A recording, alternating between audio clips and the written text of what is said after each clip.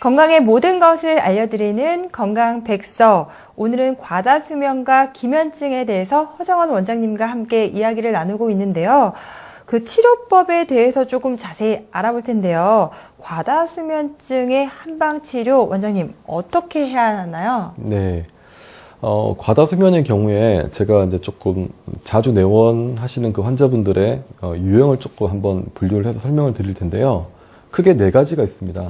네. 첫 번째가 뭐냐면, 중고등학교 때 갑자기, 혹은 뭐 어른이들도 마찬가지겠죠. 갑자기 체중이 증가하면서, 내가 가지고 있는 기운으로, 이 체중, 내 몸을 유지하기 힘든 상태가 되는 거죠. 이 전형적인 기운이 부족한 상태가 되면서 나타나는 과다수면인 경우가 있고요. 두 번째로, 여성분들의 경우에, 유독 나는 생리할 때만 되면 졸음이 막 쏟아진다라는 분들이 있습니다. 혈이 부족한 거죠. 그러니까 생리를 통해는 그 시기에 피가 부족해지는 상태를 잠으로써 보충하려는 사람. 이런 분들은 피를 보충하는 보충해주는 보혈의 방법을 통해서 과다수면을 치료할 수 있고요. 세 번째로는 스트레스를 받으면서 몸에 열이 생기는 거예요. 네. 몸에 열이 생기면, 뭐 적당한 열은 괜찮겠지만, 찜질방 같은 데서 오래 있다 보면 자꾸 졸리고 나른해지고 그런 느낌 느껴보셨을 겁니다. 마치 그와 비슷한 상태가 만들어지면서 잠이 많아지는 거예요. 이런 분들은 그 열을 살짝 꺼주는 방법을 통해서 치료를 하게 되고요. 마지막으로 생활하는 환경, 뭐 직장일 수도 있고 집일 수도 있는데 그 환경이 너무 습한 지역에 있는 거예요. 살고 있는 지역이. 네. 그리고 혹은 내부적으로도 내 몸에 끈적끈적거리는 습한 기운이 많아서 그 습한 기운 때문에 잠이 많아지는 경우가 있습니다. 마치 여름날에 그 습도가 높은 날씨가 되면은 사람이 자꾸 졸리고 깔아앉고, 네. 그거랑 비슷한 상황이 되는데요. 이런 경우에는 습을 제거해 줄 수 있는 그런 약재들을 통해서 과다수면을 치료하게 되는 거죠. 네. 그러면 일반 사람들도 사실 운전을 하면요, 배가 부르면 좀 졸렸고 뭐 그런 상황이 생기는데요. 근데 기면증의 질환을 앓고 계신 분이 만약 운전을 하면 갑자기 졸음을 하시면 정말 큰 사고가 날 수 있을 것 같고, 운전도 하시면 안 될 만큼 좀 일상생활이 어려울 것 같은데요. 기면증 질환 좀 어떻게 치료해야 되는지도 궁금하거든요. 네. 기면증 같은 경우에도 앞서 말씀드린 과다수면처럼 좀 분류를 제가 한번 해봤는데요. 가장 많이 나타나는 게 청소년기 때, 혈기왕성한 청소년기 때 열이 막 뿜어내는 그런 시기인데 그 열을 정상적으로 뿜어내지 못하는 상황. 그러니까 열심히 운동하고 땀도 내고 해야 되는데 그러지 못하고 공부를 해야 되는 상황. 그러면서 그로 인한 스트레스가 2배, 3배로 더 열을 증폭시키는 경우에 전기로 치면은 전선의 피복이 벗겨지면서 열이 나서 합선되는 것처럼. 그러니까 정상적으로 수면과 각성을 유지시켜줘야 되는 어떤 그런 어떤 선들이요. 네. 시스템이 꼬여버리는 거예요.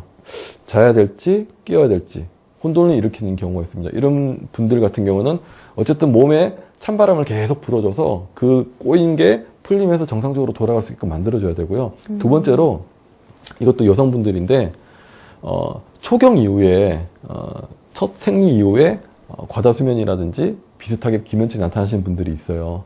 이거는 여성 호르몬의 급격한 변화죠.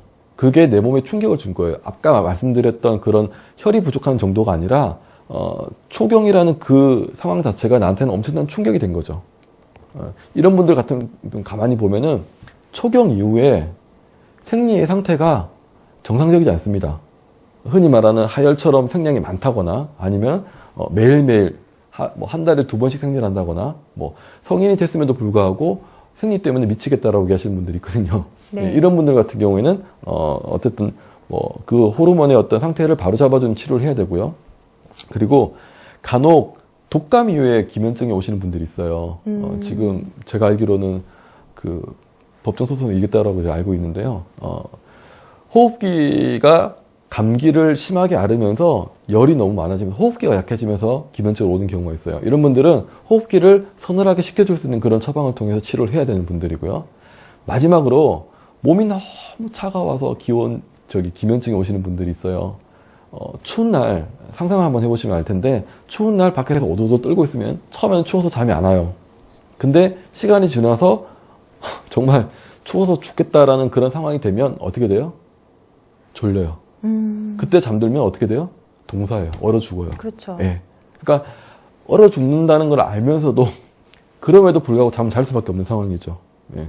이런 상황에서 기면증이 나타나는 경우도 있어요. 쉽게 얘기하면. 그럼 이런 분들은 몸을 어떻게든 간에 따뜻하게 풀어줘서 운동을 시켜주거든 몸을 따뜻하게 해서 기면증을 풀어나가야 되는 분들이라는 거죠. 네.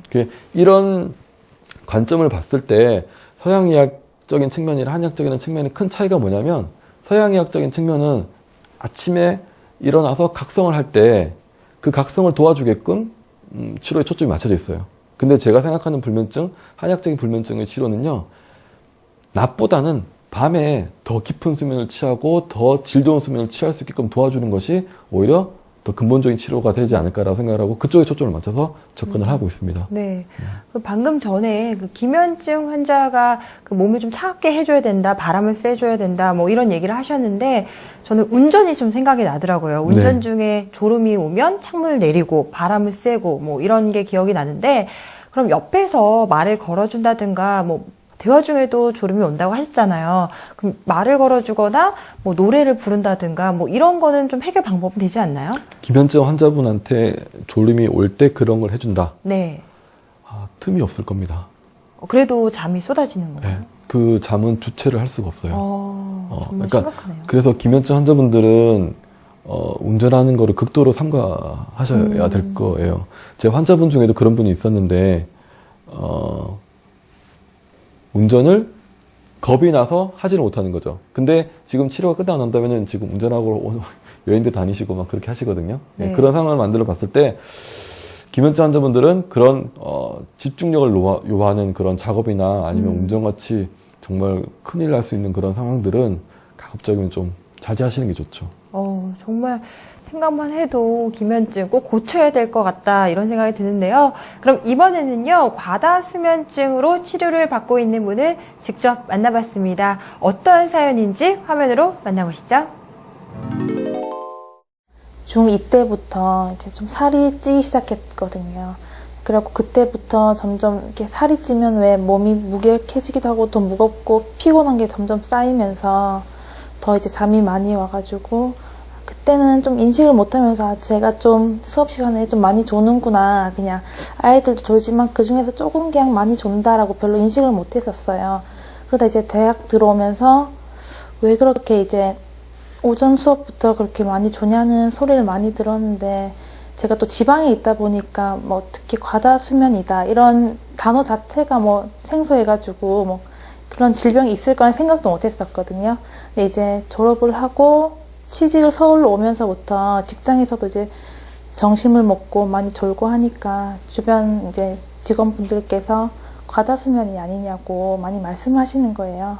주위에서 봤을 때도 같이 막 재밌게 놀아야 되는데 혼자도 다운되어 있으면 괜히 분위기까지 그렇게 다운이 돼버리는 경우가 많으니까 그냥 나는 안 갈래 하면서 약간 어떻게 되면 혼자 약간 고립이 될 수도 있고 그런 부분에서 많이 뭐 불면이어야만 막 우울증이 온다고 하는데 과다수면이 되어도 약간 무기력해지니까 우울감도 약간 생기는 것 같고 그런 게 좀 힘들었어요. 원장님, 그럼 이분은 처음에 그 한의원에 내원했을 때 상태가 어떠셨어요? 이분이 이제 과다수면의 증상을 호소했던 게 중학교 2학년 때부터라고 하셨는데요. 네. 그때 어떤 일이 있었는지를 제가 이제 쭉 한번 여쭤봤었는데 중학교 2학년 때 체중이 거의 10kg에서 15kg 쪄버린 거예요. 와. 그리고 그 당시에 받았던 스트레스를 먹는 걸로 풀기 시작했던 거죠. 그러면서 체중이 증가하면서 잠도 더 많아지고 잠이 많아지니까 더 체중은 자꾸 더 증가하게 되고 아까 말씀드렸던 어떤 과다수면 치료에 있어서 1번에 해당되는 상황인데요. 내 몸에 체중이 증가하면서 그걸 유지할 수 있는 기운이 부족해져서 나타나는 과다수면. 그래서 자기가 재밌게 생각하는 그런 수업 시간에는 안 좋은데 조금만 지루하거나 조금만 재미없다 싶으면 그냥 바로 잠이 들어버리는. 이렇게 세워서 뒤에서 서서 수업을 받아도 졸고 있는 그런 상태가 돼버린 거죠. 예. 그게 지금 이제 20대 초반의 나이신데도 계속 진행이 됐었던 지금까지도. 그래서 지금도 조금 흥미가 없는 그런 어떤 작업을 하게 되면 졸음이 밀려와서 커피를 마시고 사탕을 먹고 그렇게 힘겹게 사회생활을 하고 계신 분입니다. 혹시 그 살이 찌면은 저 같은 경우에도 좀 몸이 불고 무거워지면은 이 생활 습관 자체가 좀 게을러져서 오히려 잠을 좀 청했던 적이 있었던 것 같은데 이 장이나 이런 것과 상관없이 좀 그런 생활 습관에도 관련이 있나요? 네, 식습관. 네. 그러니까 밤늦게 먹는 습관, 그러니까 제일 안 좋은 게 밤늦게 먹는 습관, 그 다음에 스트레스를 받으면 뭐 초콜릿이라든지 뭐 먹는 걸 계속 풀어내는 습관. 그런 습관들이 결국은 체중을, 그러니까 비만을 유발하게 되고 그 비만이 다시 잠을 부르는 그런 악순환을 계속 반복하게 되는 거죠. 이 고리를 끊어줄 필요가 있는데 강제적으로 끊지 못한다 그러면 자연스럽게 흔히 말하는 백그라운드를 만들어줘서 풀어나가게끔 도와줄 수 있는 그런 치료를 해줘야 됩니다. 역시 먹는 것, 식습관 정말 중요한 것 같습니다. 그럼 이분이 한의원에서 어떤 치료를 받으셨는지 직접 화면을 통해서 살펴보시죠. 이 환자분은 과다수면으로 내원하신 환자분인데요. 오장육부의 하늘허실 편차를 찾아보기 위해서 복진을 시행을 했고 그 결과 이 환자분은 갑작스러운 체중 증가로 인해서 몸을 정상적으로 돌리는 데 필요한 기운이 너무나도 부족해지는 상태로인 것으로 판단이 됐고 그에 맞는 치료를 시작했던 환자분이십니다. 침 치료를 받고 있는 모습인데요. 기운을 끌어올리기 위한 여러 가지 장부 중에서 비장의 기운을 도와주기 위한 침치료법입니다. 더불어 각성을 유도하기 위해서 백회와 인중혈을 자극함으로 해서 더 강한 자극을 주는 의미도 있습니다. 그리고 부항치료는 동맥의 기운을 풀어주는 건데요. 기운이 부족한 것도 문제지만은 보시는 바와 같이 중간중간에 어혈 반응이 보이면서 기운이 막혀있는 부분도 분명히 있기 때문에 그걸 풀어줘서 치료를 더 효과적으로 하기 위한 일종의 치료 방법입니다. 한약적으로 기운을 보강할 수 있는 약재들이 상당히 많은데 대표적인 것이 인삼이랑 황기 같은 약들이 겁니다. 그런 약재들을 위주로 해서 기운을 보호하면서 환자분께는 식사량을 최대한으로 줄여줄 것을 부탁을 드렸었고요. 차는 각성을 유도하는 데 도움을 주는 차입니다. 그래서 잠이 온다거나 졸린 느낌이 들 때마다 수시로 복용하시도록 권해드렸습니다. 지금 우선 약간 삶의 질이 약간 달라졌다고 이렇게 기분이 들거든요. 뭐 친구들을 만날 때도 이제 맨날 무기력하게 이렇게 조용히 있었다면 이제 좀 선두해서 많이 뭐 하자 그러면서 많이 얘기를 꼭 나누게 되고 그다음에 뭐 운동이나 그런 규칙적으로 하다 보니까 몸도 더 건강해지고 살도 많이 빠져가지고 네, 더 삶의 질이 올라간 것 같아요. 이렇게 해서 기면증의 치료 과정까지 살펴보셨는데요. 정말 왜 잠이 보약인지 알 것 같습니다. 원장님, 그렇다면 이 하루에 몇 시간 정도 자는 것이 가장 효과적일까요? 기본적으로 이상적인 평균 수면 시간이라고 얘기하는 시간은 7시간에서 8시간 정도라고 보면 되는데요. 네. 근데 이 평균 수면 시간이라는 것 자체가 개인차가 워낙 큽니다. 어떤 사람들은 나는 4, 5시간만 자도 충분하다라고 얘기하는 사람이 있고요. 어떤 사람들은 8시간에서 9시간을 자야지 난 좀 잔 것 같다라고 얘기하는 분들이 있거든요. 결국 수면이라는 것도 결국은 그 개인의 생활 습관이라는 부분이 크게 차지합니다. 그래서 평균 수면 시간을 정해놓고 그 시간을 꼭 지키려고 하기보다는 자기 자신한테 맞는 수면 시간을 찾아서 그 수면 리듬을 일정하게 유지시켜주는 것이 오히려 더 건강에 좋은 수면 습관이라고 할 수 있을 것 같습니다. 네, 그렇군요. 그럼 잠을 좀 잘 자려면 또 침실의 상태도 좀 잘 관리가 돼야 될 것 같은데요. 어떤 침실의 상태, 그리고 어떻게 관리하는 것이 중요할지도 궁금해지는데요. 예, 침실의 그 환경을 봤을 때 중요한 것은 온도, 습도, 조명이라고 생각하시면 됩니다. 온도는 계절에 따라서 그리고 그 개인의 취향에 따라서 좋아하는 온도가 조금씩 다를 수 있기 때문에 그거는 뭐 일반적으로 그냥 어느 정도까지는 허용하는 범위가 있는데요. 침상 온도라고 해서 이불 속 온도는 32도에서 34도 정도가 상당히 적당합니다. 적당히 서늘한 어떤 기운을 느끼게 해주는 건데요. 그러면서도 따뜻함을 잃지 않는 그런 온도라고 할 수 있고요. 습도는 너무 건조하지도 너무 습하지도 않은 50% 정도의 습도가 가장 이상적이라고 할 수 있고요. 그리고 조명인데요. 밤에 잠을 자려고 할 때 수면을 도와주는 호르몬이 바로 멜라토닌입니다. 이 멜라토닌이 밝은 불빛을 쬐게 되면은 분비량이 현저하게 확 줄어들어 버리거든요. 그래서 밤에 자려고 할 때는 조명은 최대한으로 어둡게 해주시는 게 좋습니다. 그리고 침실에 들어가기 전에 거실에서 할 수만 있다면 조명을 어둡게 한 상태로 생활을 뭐 한두 시간 정도 하다가 졸림이 오면 침실로 들어가는 방법을 취해주는 것도 좋고요. 그리고 참고로 말씀드리면 형광등보다는 백열등이 수면을 유도하는 데 도움이 줄 수 있고, 가능하다면, 정말 가능하다면 백열등의 그 조절할 수 있는 그런 스위치가 있다면 더더욱 좋지 않을까라고 생각을 합니다. 저는 사실 잠을 굉장히 좀 좋아하거든요. 그래서 잠을 그냥 자는 것이 아니라 좀 잠을 잘 자는 방법을 혼자 좀 연구를 하다 보니까 습도나 온도까지는 전문적으로 신경을 못 쓰고, 뭐 베개가 좀 폭 감싸지는 베개, 그리고 좀 가볍지만 따뜻하게 감싸주는 이불, 뭐 그리고 또 딱딱한 침대보다는 약간은 딱딱하지만 몸이 좀 이렇게 푹 하고 안전하게 좀 들어가면서 감싸지는 느낌의 그런 침실의 좀 구조를 좀 되게 그런 상태를 좀 신경을 썼었는데, 그런 부분도 좀 관계가 좀 있을까요? 있습니다. 예. 그러니까 특히 이제 예민하게 반응하는 부분이 베개랑 이불일 텐데요. 이불 같은 경우에 이제 본인의 몸 상태에 따라서 조금 선택을 해서 고르실 필요가 있습니다.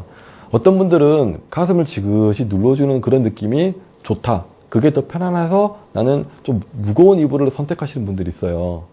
그리고 어떤 분들은 더워서 도저히 땀이 많아서 그런 이불은 도저히 못 덮는다 하시는 분들이 있거든요.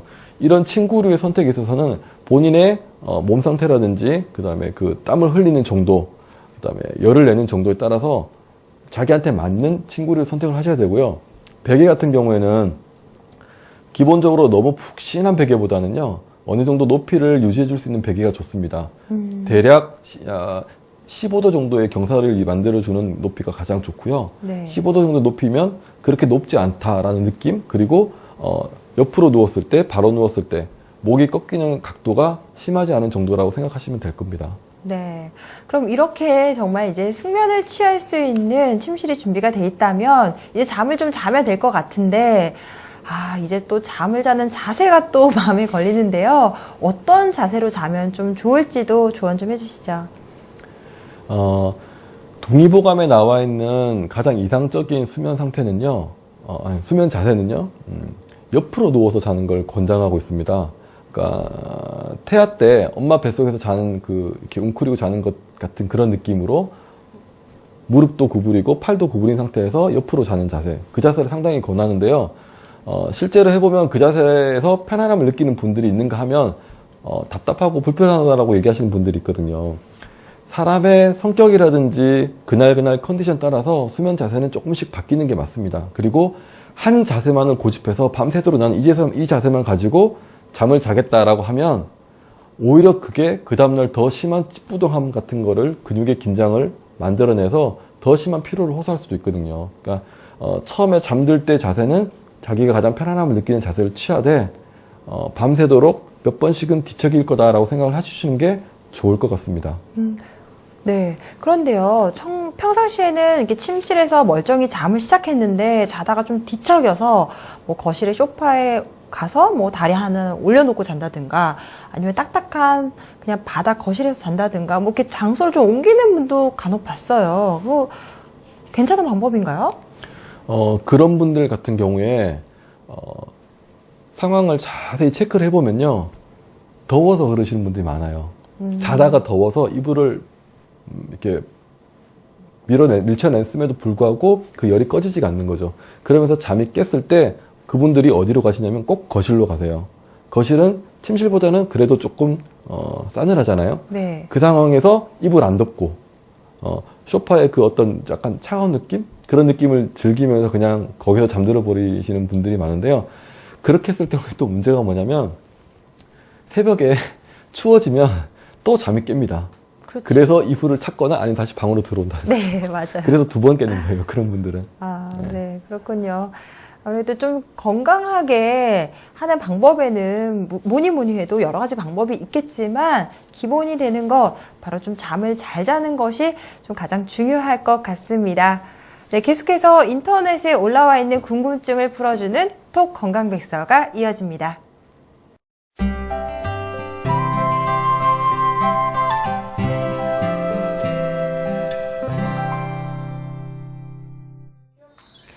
건강백서 이번 순서는 인터넷에 올라와 있는 궁금증을 상담해주는 톡 건강백서 시간입니다. 오늘 어떤 사연이 올라와 있을까요? 첫 번째 사연 확인해 보시죠. 안녕하세요. 저는 30대 회사원입니다. 회사에 출근을 해서 책상에 앉으면 이상하게 잠이 쏟아집니다. 잠을 쫓기 위해서 물도 마셔보고 스트레칭도 해보지만 쉽게 잠이 달아나지 않습니다. 잠도 평균 7, 8시간 정도 충분히 자고 있습니다. 도대체 왜 이렇게 잠이 오는 걸까요? 평상시 7, 8시간이면 적정한 수면 시간을 선택하고 있으신 것 같은데 이분은 좀 과다 수면인가요? 이분의 경우에 일단 졸림을 호소하는 시간대가 아침으로 정해져 있다는 것에 좀 주목을 할 필요가 있을 것 같아요. 네. 지금 이제 사연에는 정보가 충분하지 않아서 제가 이제 추측을 할 수밖에 없을 것 같은데요. 이분 같은 경우에는 7시간에서 8시간 정도의 어떤 수면을 취하지만 수면의 질적인 측면에서 상당히 좀 떨어져 있을 확률이 높습니다. 그 원인을 제 나름대로 추측을 한다면 저녁에 뭔가를 많이 먹고 주무신다거나 아니면은 이제 뭐 흔히 말하는 회식이라든지 친구들 자리에서 술자리 같은 걸 하면서 늦게 귀가해서 늦게 잠드는 그런 습관, 그리고 그 습관 때문에 아침에 아침밥을 거의 안 먹고 이제 출근을 하시는 거죠. 그러니까 흔히 말하는 배가 고픈 상태. 먹은 거라고는 어제 저녁에 먹은 그게 다고요. 아침에 먹은 건 없고, 근데 출근 시간이 요즘 이제 뭐 지하철 타시고 버스 타고 가시다 보면 아시겠지만은 상당히 복잡하고 에너지 소비가 많습니다. 30분, 1시간 정도의 시간을 가다 보면 회사에 도착했을 때 일을 시작해야 되는 그 타이밍에 흔히 말하는 극심한 피로를 느끼는 거죠. 에너지를 공급받을 때도 없고. 그래서 느끼는 졸음인 것 같습니다. 이거는 과다수면이라기보다는 그런 식습관을, 생활 습관을 조금 변화를 줘보는 게 어떨까라는 생각이 좀 드네요. 네, 그렇군요. 원장님, 그럼 지금도 사실 과다수면이나 기면증으로 고생을 하고 계신 분들 굉장히 좀 많으실 것 같은데요. 그분들에게 꼭 필요한 한마디가 있다면 어떤 게 있을까요? 네. 과다수면이나 기면증을 앓고 있는 분들을 바라보는 다른 사람들의 시선은 의지가 약하다. 좀 정신이 문제가 있다. 라는 식으로 바라보는데 실제로 그 병을 앓고 계신 분들은 의지가 약한 게 아니고요. 몸에 병이 있는 겁니다. 그 병을 극복해내면 그런 얘기는 듣지 않아도 되겠죠. 절대로 주눅들지 마시고요. 적극적인 치료를 통해서 이 병을 이겨내시길 바랍니다. 네. 오늘 과다수면과 기면증에 대해서 유익한 정보 전해주신 허정원 원장님 진심으로 감사드립니다. 원장님 감사합니다. 고맙습니다. 평소보다 4시간 정도 수면 시간이 부족하게 되면 반응 속도가 45%나 느려지게 되고 하룻밤을 꼬박 안 자고 밤을 새우게 되면 반응 속도가 2배가량 늦어진다고 합니다. 그만큼 적당한 수면 시간이 우리 신체에 미치는 영향 굉장히 중요하다고 할 수 있겠는데요. 올바른 수면 습관으로 우리의 건강을 좀 지켜야 될 것 같습니다. 다음 이 시간에도 더욱 유익한 정보, 알찬 내용을 가지고 여러분들 찾아뵙도록 하겠습니다. 시청해주신 여러분 고맙습니다.